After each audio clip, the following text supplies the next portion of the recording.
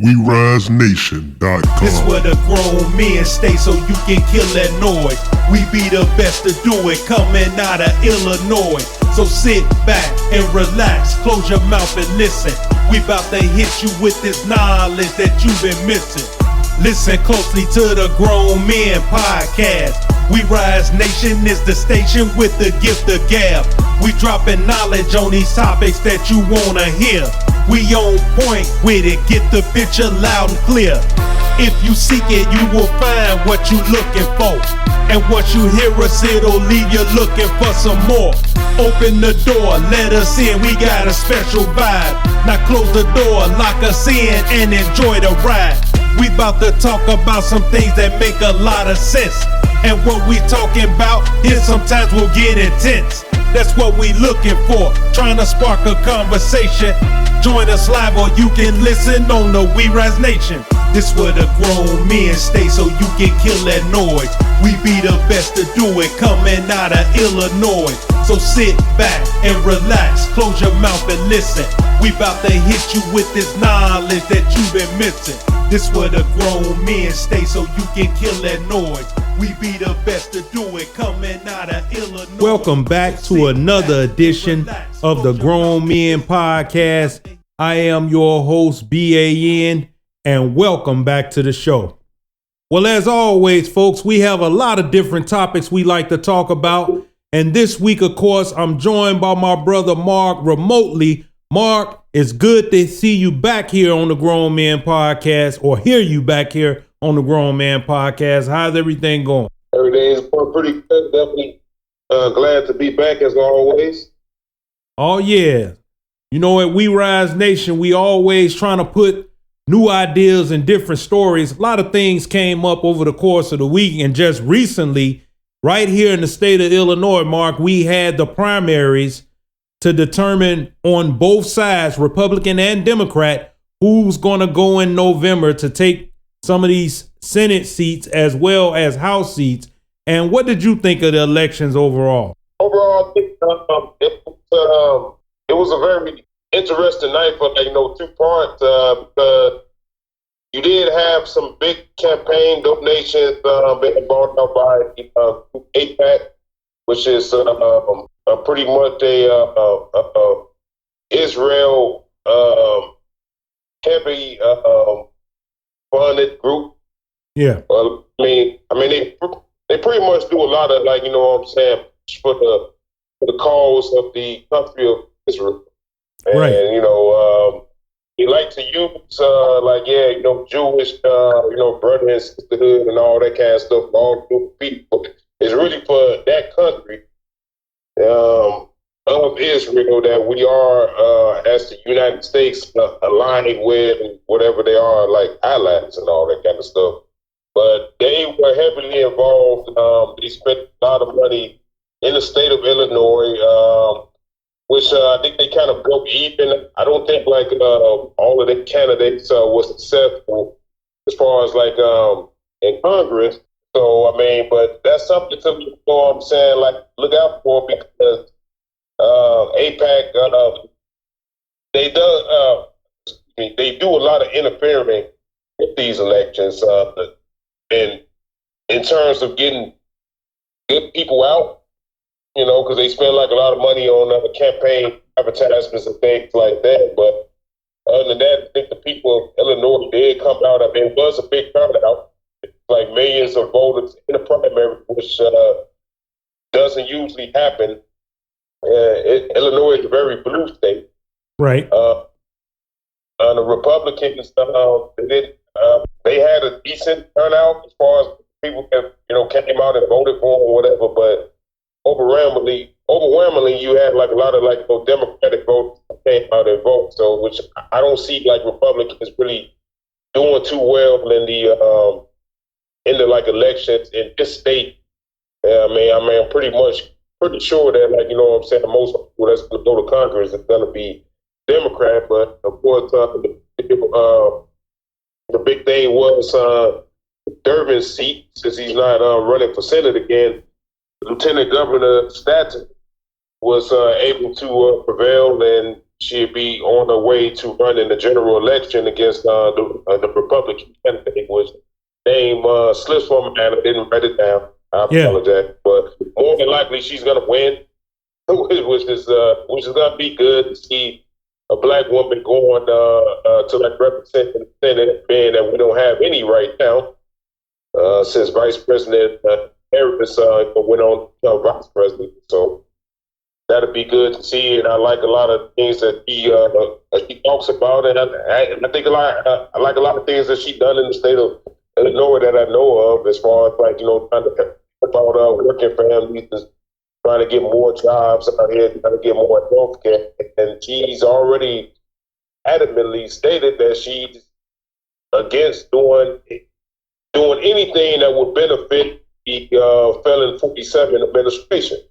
And she's also sounds like somebody that's out there that's coming in to challenge power, because she's very against the current Democratic leadership, minority leader in the Senate, which is Charles Chuck Schumer. She's against him. She wants to see him gone. Right. So that'll be preference. Yeah, it's one of those situations where when I was following it, and of course I heard Juliana Stratton talk last night, as we're speaking right now on the Lawrence O'Donnell show on MS Now. And she was basically saying that, look, we need new leadership in Washington. We need people who are willing to fight for the causes that we believe in, because once again, she made a statement too, and I have to give her credit.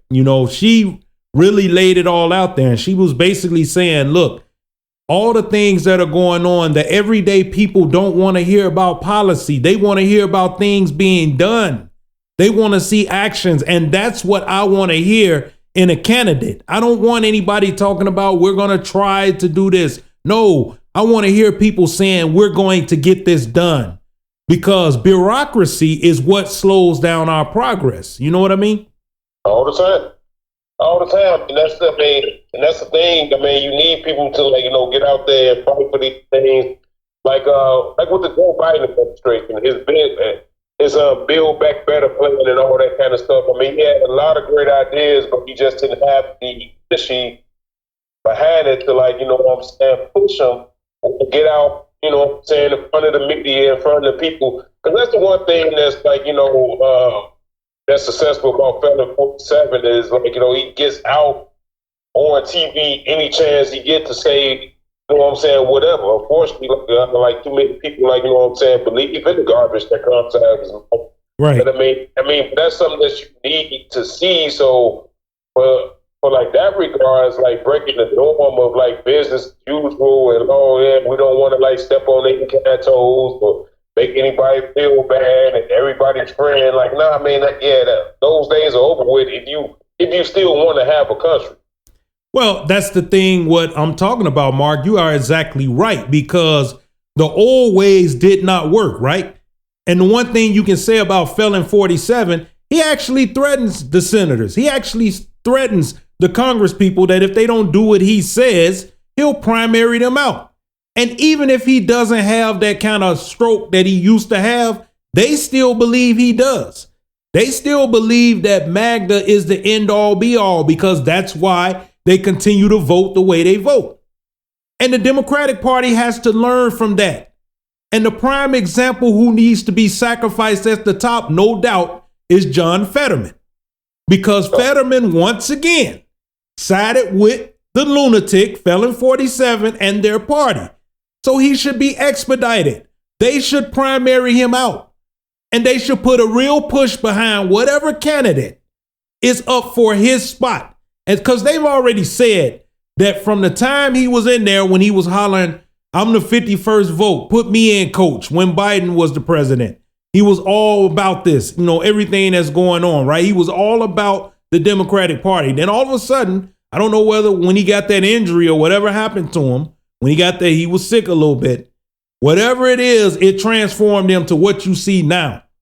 And we don't need this, because he's the one that's going to hold back progress. I think they said he may have had a stroke or something like that. Yeah. Like woke up Republicans.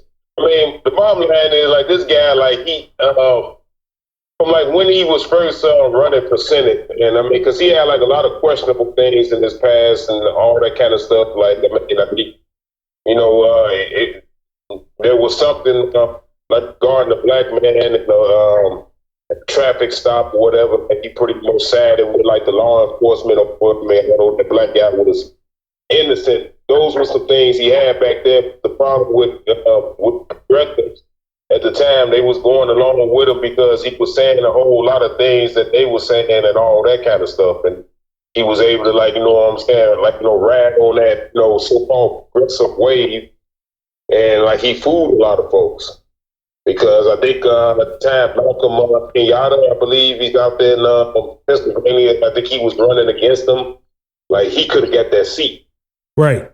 Was once again, I mean, when you listen to these, like, you know, progressive, these white progressive, these, like, you know, liberals and stuff. I mean, you can't go for the okie doke. If he went for it, and now you got to stick with this guy because I think his term is up in like, I'm not sure in my head. I want to say like 2030. Maybe he's up again at 28. Yeah, I believe it's 28. I mean, no question he got to go. I mean, because he's just gonna at this point, like, I mean, he might as well call himself a Republican. Yeah, because he's not doing like the Democratic Party any good as a whole. Yeah, it's one of them situations where it's going to be an ongoing situation as what goes on with these elections, because now that the primaries are out of the way, we got November to look at, and there's a lot of time between now and then to determine exactly what is going to happen. Another thing I want to talk about, Mark, is a story that had been in the news for a while, and I know me and you were talking about it as well before, not this particular case, but, you know, civil rights being under attack. And here's a story out of Alabama. Of course, this story originally came up back in 2022. Everybody was waiting to see what the court rulings would be. But this one out of Montgomery, Alabama. Ruling in the case of a black pastor who was arrested while watering his neighbor's flowers. The Alabama Supreme Court said police can demand to see identification during a stop if they are dissatisfied with a person's verbal answers. Justices issued a 6-3 decision last week after a federal judge presiding over a lawsuit about Michael Jennings' 2022 arrest asked the court to clarify whether officers can demand to see a person's identification under the state stop and identify law. The minister was arrested when he declined to show Childersburg police his identification. Justice Will Sellers wrote that state law does not exclude from its purview a request for physical identification when a suspect provides an incomplete or unsatisfactory response to an officer's demand to provide his or her name and address and an explanation of his or her action. In May 2022, officers questioned Jennings in his neighbor's yard. Another neighbor had called 911 because she saw an unfamiliar car and a young black male around the house. Officers who responded found Jennings watering flowers and asked what he was doing. Jennings identified himself as Pastor Jennings and told officers that he lived across the street and was caring for his neighbor's yard while they were vacationing. Officers asked to see his identification, and Jennings refused, saying he hadn't done anything wrong. The woman who called 911 also later identified Jennings as another neighbor. Jennings was charged with obstructing government operation. The charge was later dismissed. Jennings sued the city and the officers for false arrest. A federal judge dismissed the lawsuit, but the 11th U.S. Circuit Court of Appeals reversed the decision. U.S. District Judge R. David Proctor then asked the Supreme Court to determine whether the state law prohibits an officer from demanding identification. If the person gives an incomplete or unsatisfactory response to questions, Matthew Cavadon, director of Cato's Institute Project on Criminal Justice, said, the decision is a significant expansion of government power over people. The Cato Institute and American Civil Liberties Union had written an amicus brief in the case arguing the statute does not authorize any demands for physical identification. Cavadon said the case centers on what happens if a person gives an answer that the officer doesn't find satisfactory.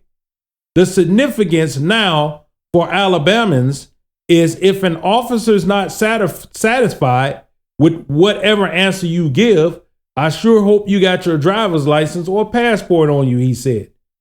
So that story right there, Mark, and see, that's the thing what I'm talking about with this particular story.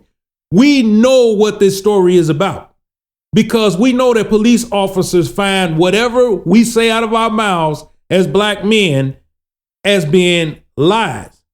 And I believe you had told me a situation you had some years back about that when you were walking in your neighborhood and was stopped by officer. Am I wrong about this?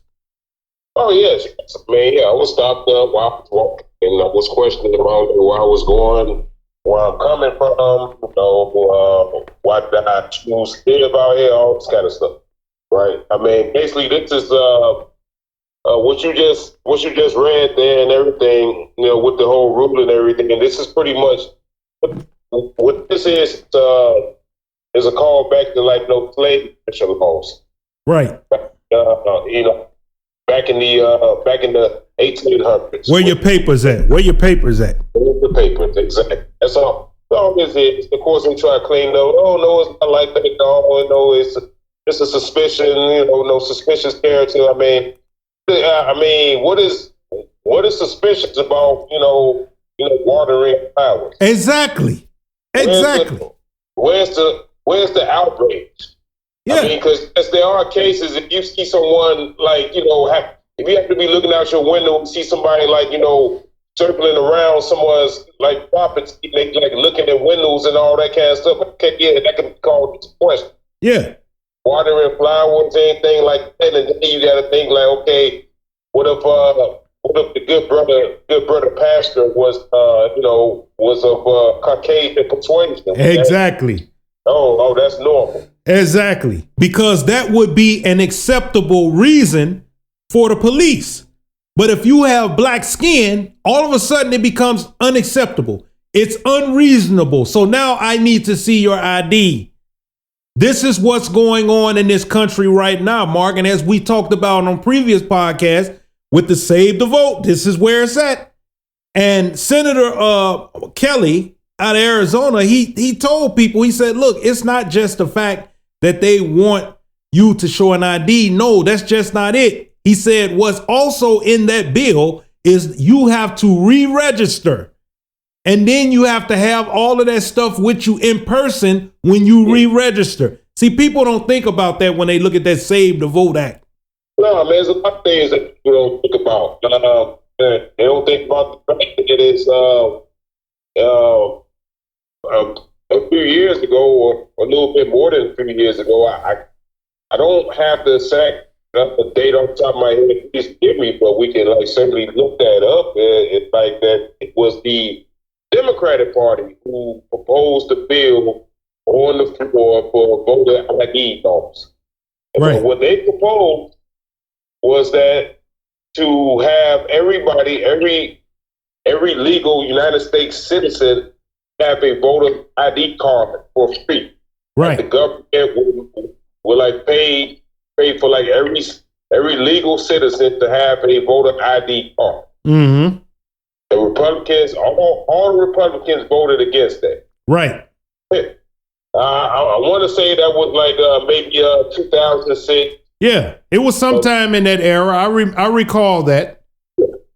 So all the Republicans was against that. That there's no need for that. There's no, I mean, so like even right now, like I mean, I'm not hearing anything about like okay, giving everybody a free card because for to have everybody have voter ID and stuff. I mean, it posed very well. Overwhelmingly, like everybody wants like legal and fair voting elections.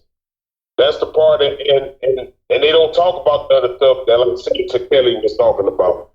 I mean, they leave that stuff out. They leave out the fact that like different states can have like what I'm saying, different rules.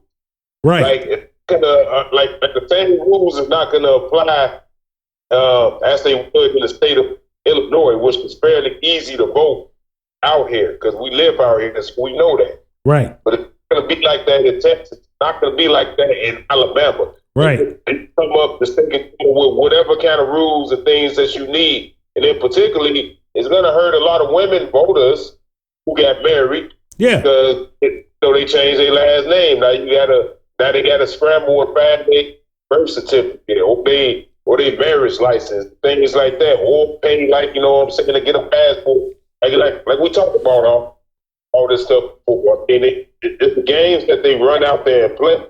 We want to go back to like the whole Alabama thing real quick, because Alabama is a state that has 1.4 million black people out there. That's about 26% of the population. Right. Alabama also had a rule for them to have a second congressional district for they can have fair representation. Right. Republicans trying to fight that, but the Supreme Court ruled a couple years ago that they had to redraw the maps, which allowed them to get another congressional seat. So I say all that to say, Supreme Court justices, it matters. Those 6 Supreme Court justices that have voted in favor of the police in that situation, they could be voted out. Right. So it's like, that's one of those things, I mean, you got to take the people waking up, realizing and using their power to vote. And like a lot of cases, unfortunately, like a lot of people aren't out there to the polls. And once again, they're gonna come up with all kind of like obstacles to things to get in the way or to slow people down for voting. And going back to what we talked about with the payback, that's exactly what this whole thing is all about. Because they know right now the Republican policies or lack of policies are not popular. The Republican-led House of Representatives, I mean, they they haven't been working a whole lot of days. They took a whole lot of time off, not to mention they had shutdowns, all of that stuff. I mean, they're like American people see that, they feel that. They feel that with the TSA stuff going on. So, I mean, pretty much the whole point with this whole attack on civil rights, this has been in the Project 2025 playbook. Right. 900 pages that most people didn't read. Exactly. And understandably so, because it's 900 pages. Mm-hmm. Mm-hmm. But a lot of people was warned about it. Vice President Harris warned people about it. A lot of other Democrats, a lot of commentators, independent commentators, I should say, they took that very seriously, and they got about like almost 60% of that thing pretty much accomplished. And the thing is that we, the people, need to wake up, recognize what's going on.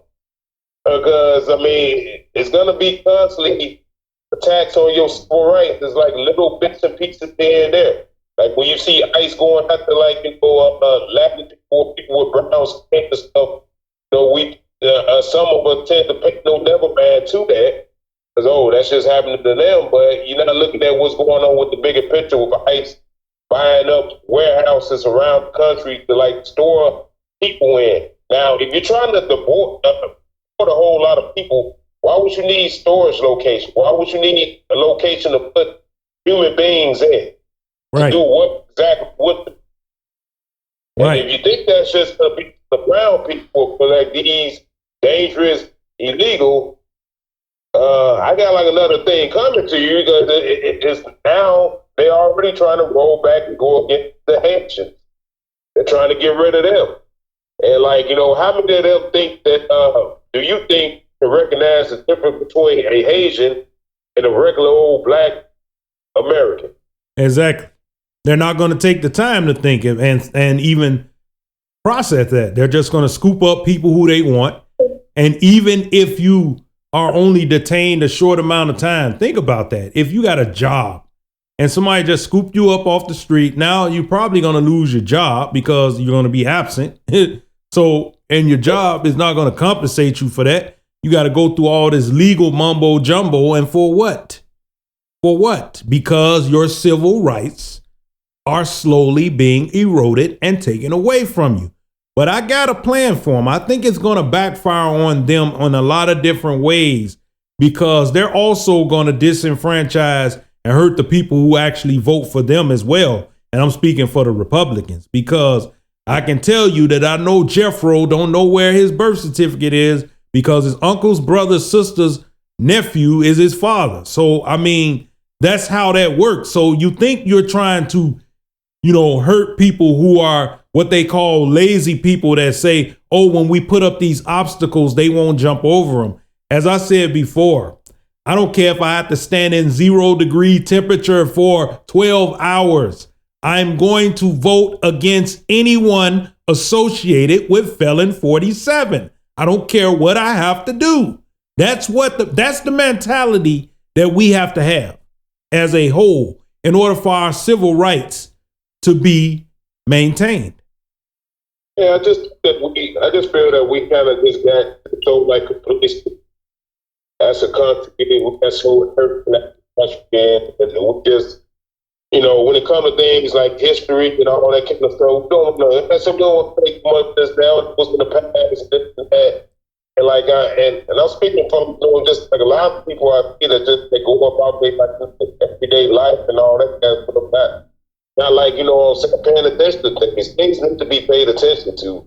And also, with all the damage that's going on right now, we have to recognize that it's going to take a long time to make back right. Things just can't change radically overnight. You got this war or this embargo or conflict or whatever.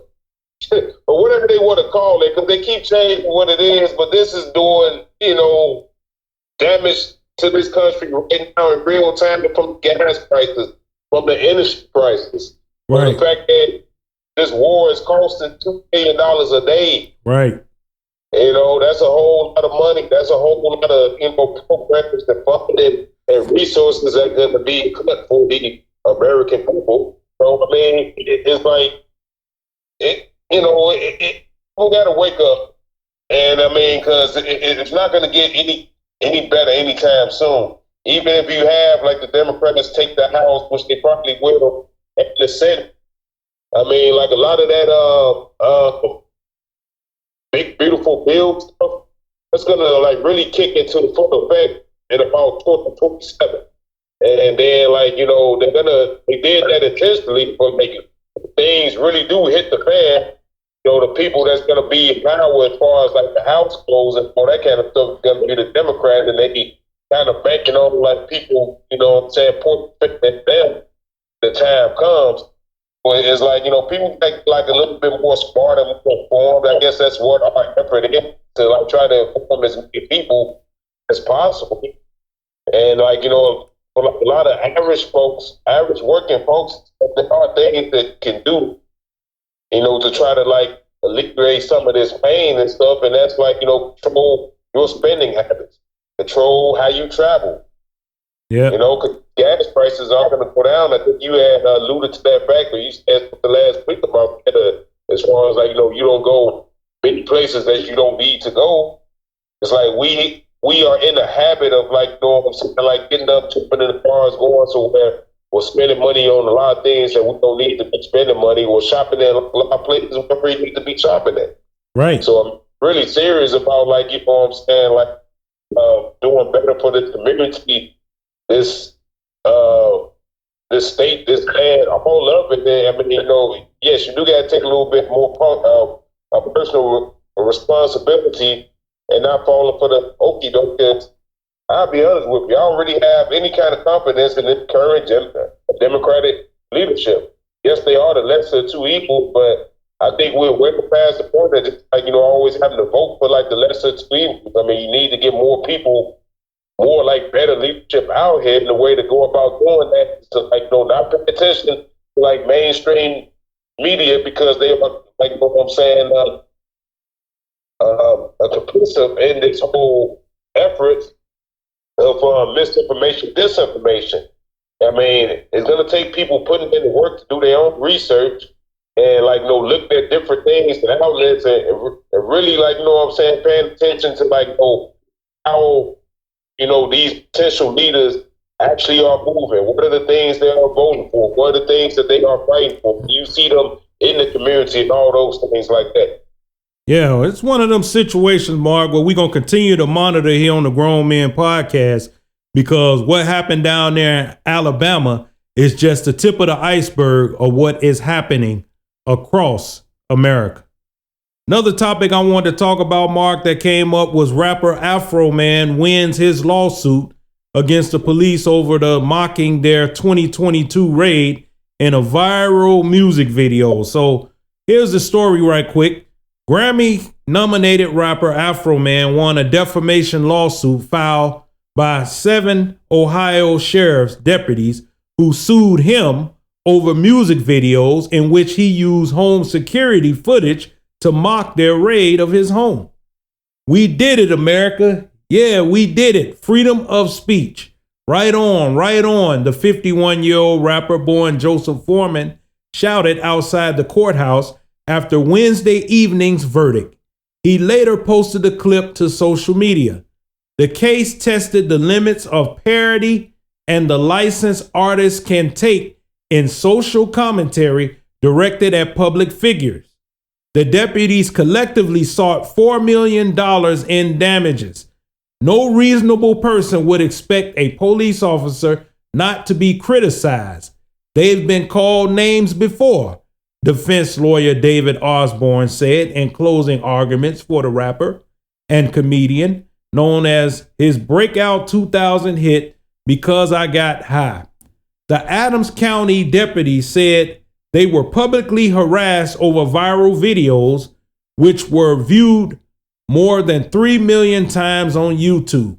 The videos showed rifle-wielding deputies busting down Afro Man's door, searching his shoes and suit pockets, and hungrily eyeing a cake on the kitchen table, inspiring one song's title, Lemon Pound Cake. In other music videos, Afro Man took aim at the deputies' personal lives and called them crooked cops because of $400 that went missing in the raid. Police officers shouldn't be stealing civilians' money, the rapper testified this week. This whole thing is an outrage. In court wearing a red, white, and blue American flag suit, he defended his work on First Amendment grounds and said he issued the diss track to cover damages from the raid, including a broken gate and front door. No charges were ever filed over the 2022 raid, which the warrant said was part of a drug and kidnapping investigation. In his testimony, he said he had the right to tell his friends and fans what police had done. He said the raid traumatized his children, ages 10 and 12. The whole raid was a mistake. All of this is their fault. If they hadn't wrongly raided my house, there would be no lawsuit. I would not know their names, Foreman said. They wouldn't be on my home surveillance system, and there would be no songs, nothing. The lyrics of Will You Help Me Repair My Door addressed directly to the police. Did you find what you were looking for? Would you like a slice of lemon pound cake? You take as much as you want to take. There must be a big mistake. The video slows down, showing an officer's gun next to the cake standing in front of Afro Man's kitchen. Then he raps. The warrant said narcotics, kidnapping. Are you kidding? I make money rapping. And you crooked cops need to stop it. There's no kidnapping victims in my suit pockets. As the video shows the officer searching his closet. The deputies in their testimony said the song ridiculed them. Deputy Lisa Phillips said the rapper created a derogatory music video that questioned her gender and sexuality. Sergeant Randy Walters said his child had been hazed at school over Afro Man's post and came home crying. Where in the world is it okay to make something up for fun that's damaging to others when you know for sure it's an absolute lie, he asked. Afro Man's lawyer in closing arguments said it was not unusual for artists engaged in social commentary to exaggerate. Robert Klingler, representing the deputies, said Afro Man lied about these 7 brave deputy sheriffs for the past 3 years. Even if somebody does something to you that hurts you, you think is wrong, like a search warrant execution that you should think is unfair, that doesn't justify telling intentional lies designed to hurt people, he argued. Afro Man lives in Winchester, about 50 miles outside of Cincinnati. So what did you think of this whole story? I know you got some thoughts on it because I know you seen a couple of videos and articles about it as well. Oh, man. I mean, there's a whole lot of thoughts. I mean, this is something that you could do a whole 2-3 shows. I think it was wonderful. First off, I mean, I'm one of the people that believe it was a huge victory for the First Amendment right, your freedom of speech. And also it just it pretty much speaks to the fragility of law enforcement. Like these police officers, these guys, and we done talked about this before, like I think off mic and on mic and all that thing. Like when you have these police officers, they supposed to be so tough and they supposed to be strong and heroic. I mean, just see them in court, just looking weak and wimpish and right. Oh, I fear for my life. It's all of that stuff. They're up there crying. You have the one lady crying because Afro Man was, made the video licking below Lisa, and pretty much, calling out like possible factor acting all that. But bottom line is that these officers, these trained officers, because it wasn't like it was a whole bunch of rookie cops out there. I mean, basically from the gist I got up here, like they got some information from a lady that got herself in trouble. Right. According to Afro Man, she got herself in some trouble, and she used Afro Man to get out of that trouble. Right. And they just went along with it. I'm not a law enforcement, but it's like when usually when they get information about something, this thing they do is called investigation. Right. Did they do any kind of investigation before they ran in that man's house? Right. And that's his property. I mean, they broke glass, they kicked down doors and stuff because they couldn't manage to get in his front door, so they went through the side door, and I think he has like a corridor or something like that. Bottom line is they damaged this man's property, and then they mocked him afterwards. Exactly. Afro Man spoke about how he had talked to the police officer, had a conversation with them, and like, hey, who's gonna pay for this? And like the guy, I think the Officer Pound Cake guy, was pretty much shook his head. Oh well, that's not on us, whatever. Just pretty much like wrote him off. Yeah, that's what they do though. But because he's 100% right, that's what they do. And I love what he did because he got money off of talking about them destroying his property. Thank you, Afro Man. That's what I can say. And this would be a lesson to everybody, what I'm saying, move forward first. I mean, if you can, try to get yourself as many video cameras as possible on your property, in your car, all that kind of stuff. I mean, cause it's been well overdue that these clowns, these officers need to be exposed. I mean, for not doing their job, because this is bad policing all the way around. This is bad policing, and I'm not one that's against law enforcement. Hey, I would go so far as saying I like good police. You know why? Good police, the ones that actually investigate, the ones that actually do their job, and that's not gonna sit there and be so weak and so petty that they can't be assaulted, they get their feelings hurt. That's weak police. That is weak police when you can't take a joke, you can't be insulted, and then they made it worse for themselves. I was trying to sue this man because see, that was something that was going on. Nobody know about that. Right. What is a few days ago? 3 days ago, this wasn't even a thing. Yeah. It was a story nobody knew about it.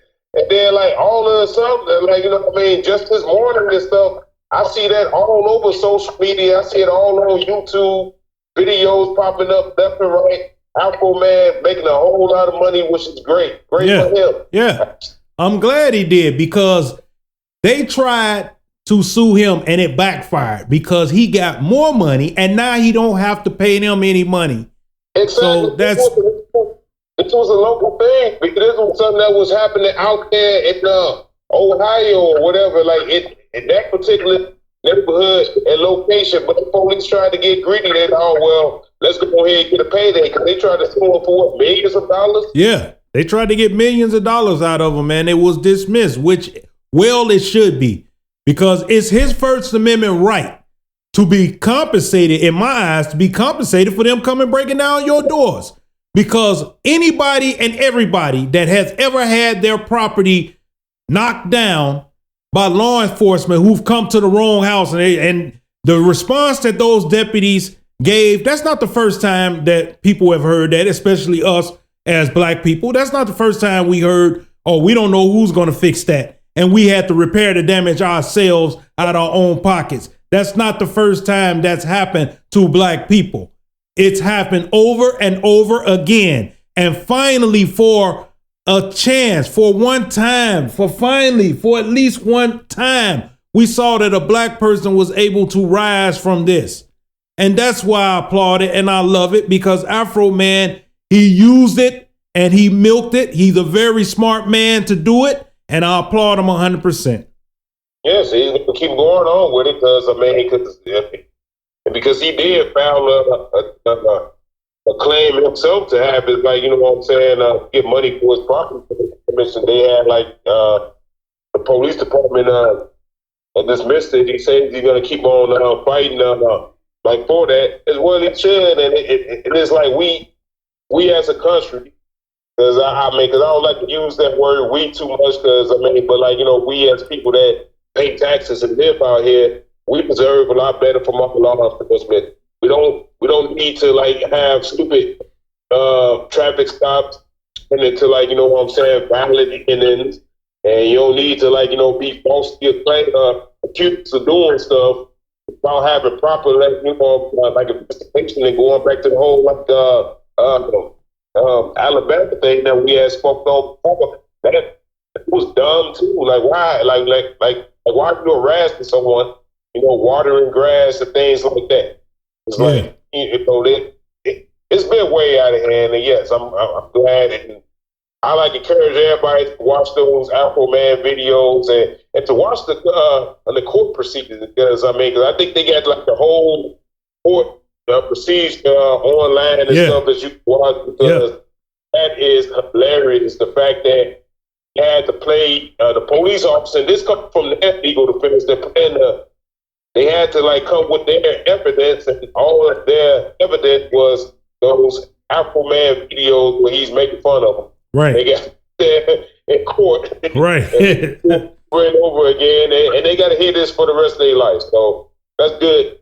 They got exactly what they deserve.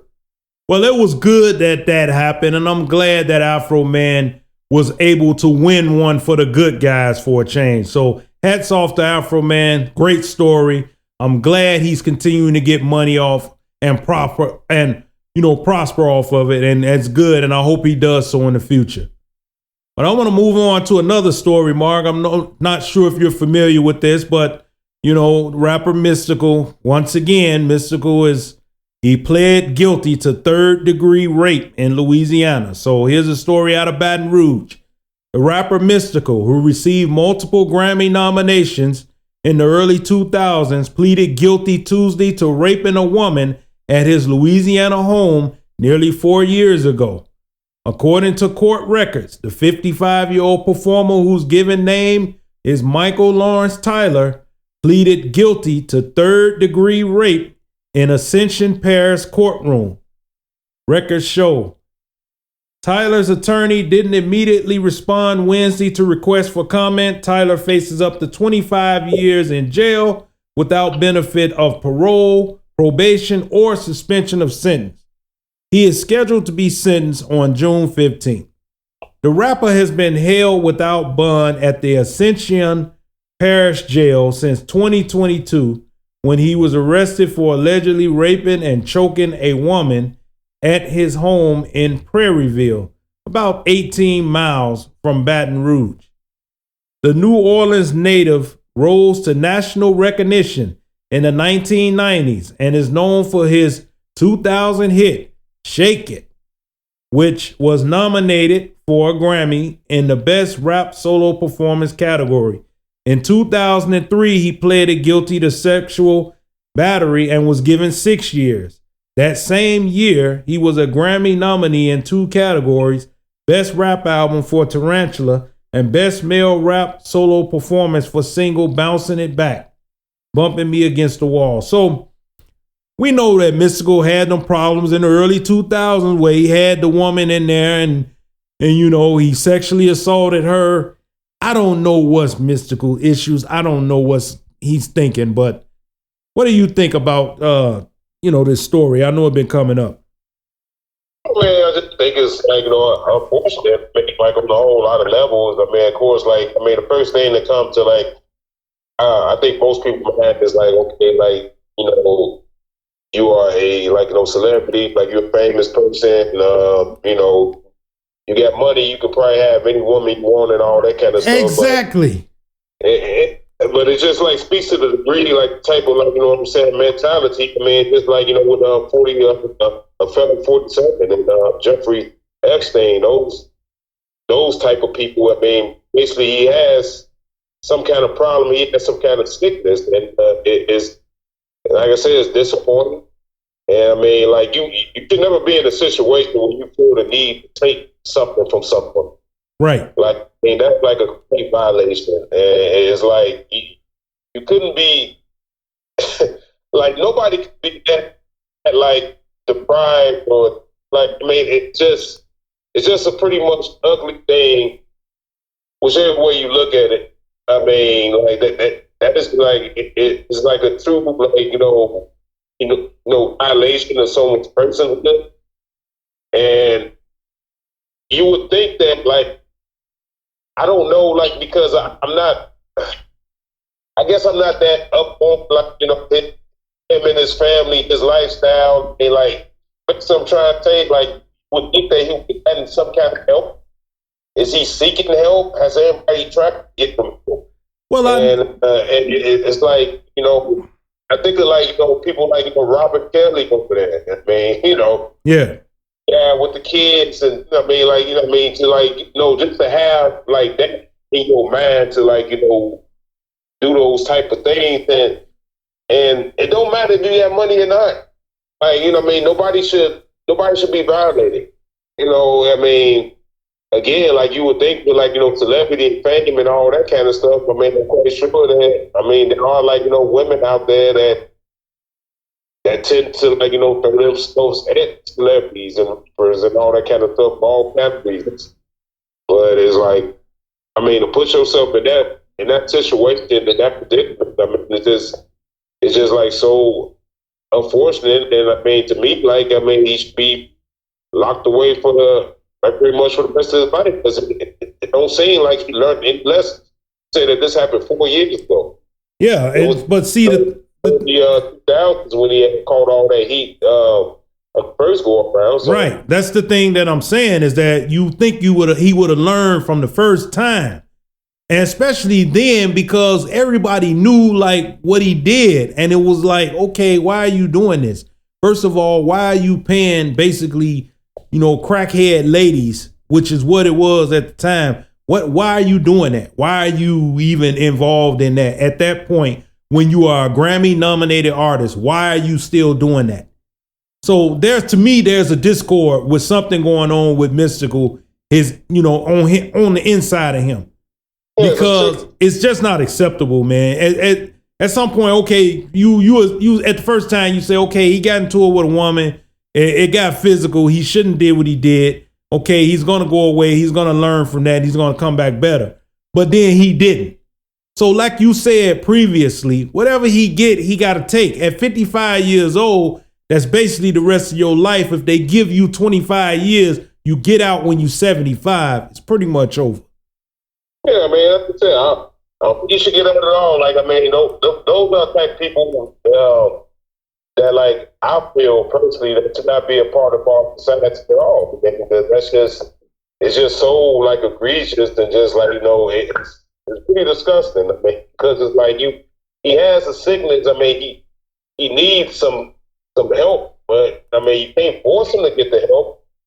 I guess. I mean, unless he has over his power of attorney to somebody or something of that nature. I mean, I don't think he ever been like, what I'm saying, like diagnosis having like psychotic issues, but maybe like somebody should look into that. Like, I mean, because there's something disconnected on the inside, like you say. There's something not plugged in correctly, or like you have this whole feeling, because it goes back to like power and control, which a lot of people tend to want to have power and control over something, over people, over situations and stuff like that. And it's like that's something that you have to like do a whole lot of deep soul searching, like rectify. But yeah, that's just awful thing to hit about. It really is. Yeah, it's bad to see, that happen to a good artist, but at the same time, the women need justice. So it's one of these situations. We're going to monitor it here on the Grown Man Podcast. And if anything comes up, we're going to talk about it and speak on it, because it's a sad situation, not only for Mystical, because that he's on the backside of it, but it's sad for these women that have been assaulted.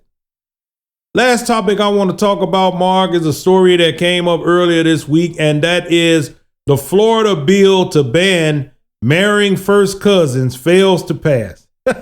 So I found it pretty funny because when I was talking to somebody, I said, so now, I guess I'll go marry my cousin. So the thought process behind this, they had a Florida bill down in Tampa, and it says marrying a first cousin has failed in the Florida Senate.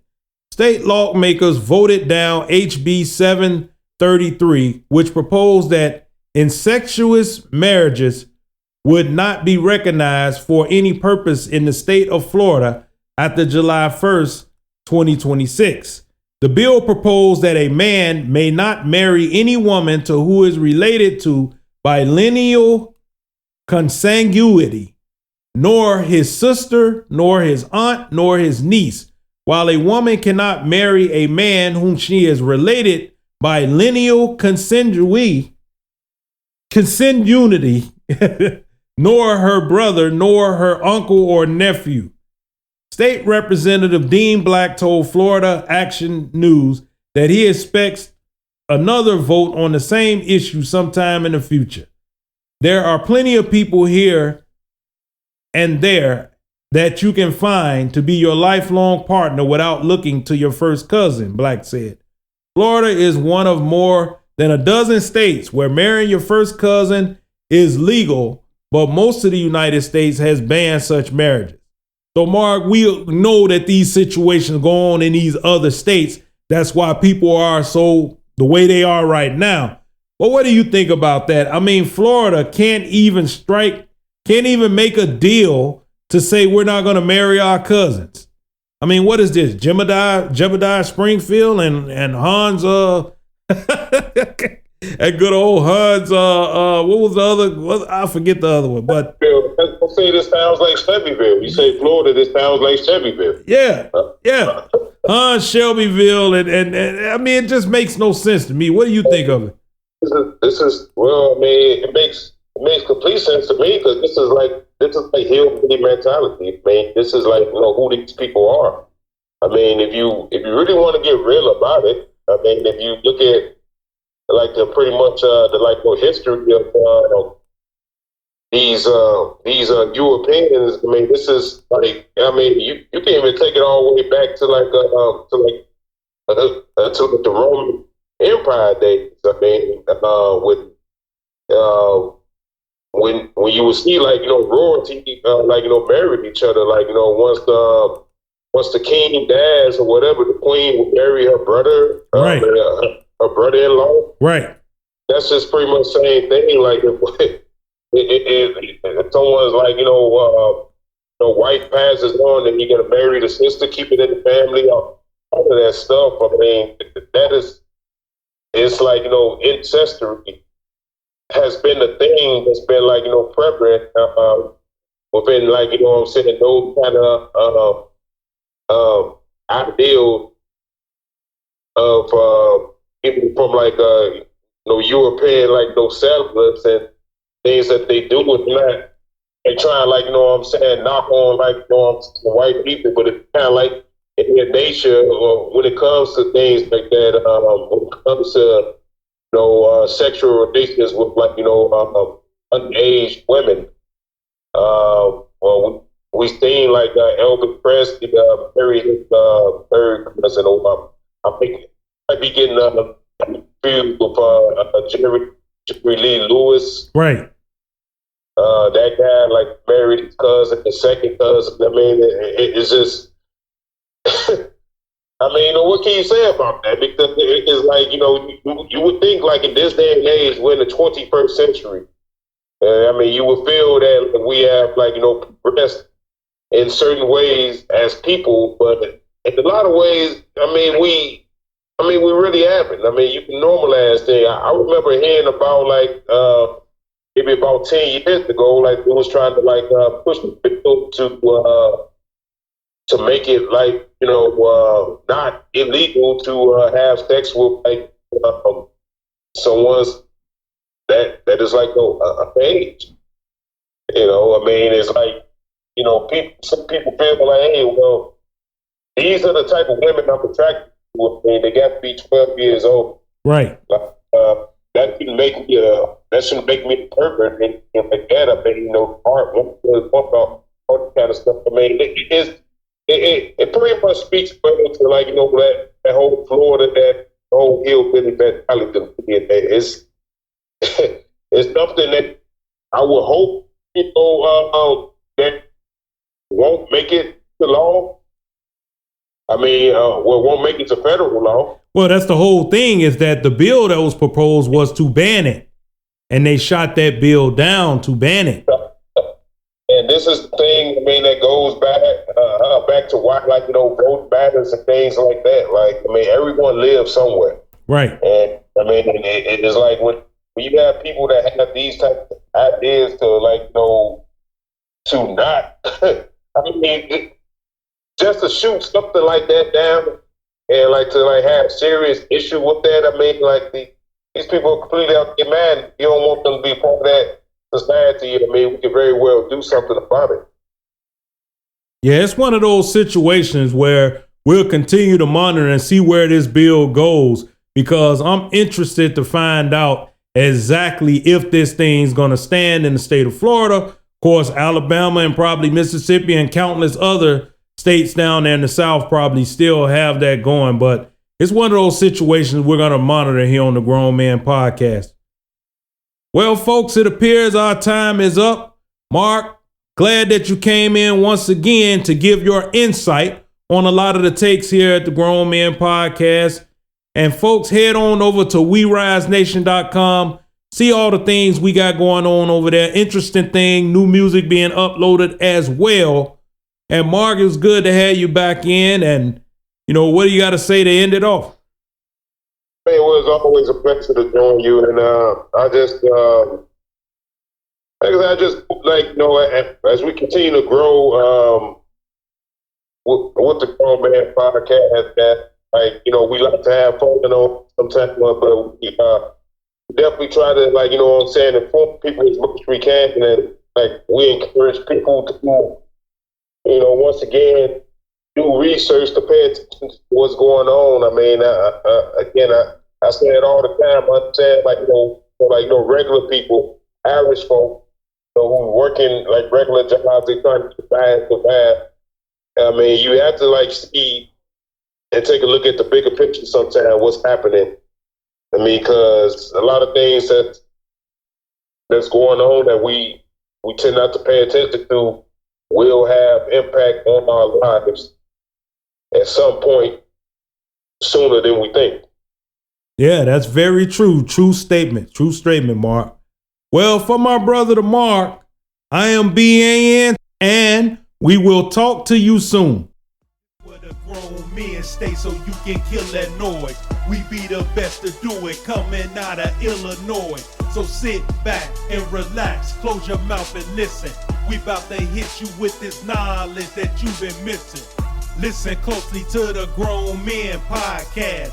We Rise Nation is the station with the gift of gab. We dropping knowledge on these topics that you wanna hear. We on point with it, get the picture loud.